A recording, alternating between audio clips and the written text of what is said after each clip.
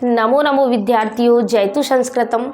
आज हम आपके लिए लेके आए हैं वैदिक साहित्य भाग 2। इसके पहले आपके लिए लेके आई थी मैं वैदिक साहित्य भाग 1। तो वैदिक साहित्य भाग 1 के अंतर्गत हमने आपको वेद पढ़ाया था। साहित्य के 2 भेद पढ़ाया था, लौकिक साहित्य और वैदिक साहित्य। तो वैदिक साहित्य के अंतर्गत वेद पढ़ाई थी मैंने, कुछ वेद शब्द की निष्पत्ति आपको बताई थी मैंने। वैदिक साहित्य के अंतर्गत आने वाले ग्रंथ और लौकिक साहित्य के अंतर्गत आने वाले ग्रंथ हमने आपको बताया था। आज हम आपको वेद की परिभाषा बता रहे हैं।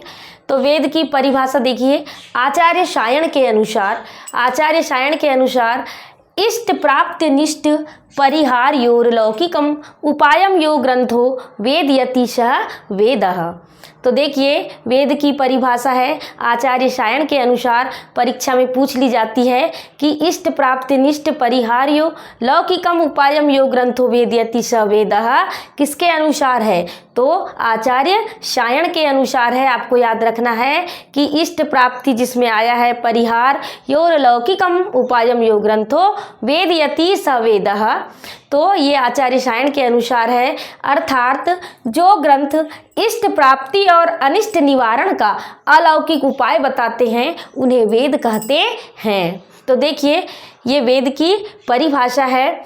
अब वेद शब्द का भावार्थ, तो देखिए वेद शब्द का भावार्थ क्या है? जिन ग्रंथों के द्वारा धर्म, अर्थ, काम और मोक्ष रूपी पुरुषार्थ चतुष्टय के अस्तित्व का बोध होता है। फर्स्ट पॉइंट है हमारा ये।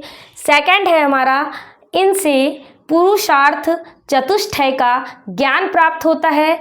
तीसरा है हमारा, इनसे पुरुषार्थ चतुष्टय की प्राप्ति होती है। और चौथा है, इनमें पुरुषार्थ चतुष्टय का विवेचन किया जाता है।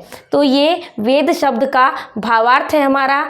4 लाइनों में आप लोग जरूर नोट कीजिएगा अपनी कॉपी में। देखिए, हम बता रहे हैं आपको वेद का लक्षण।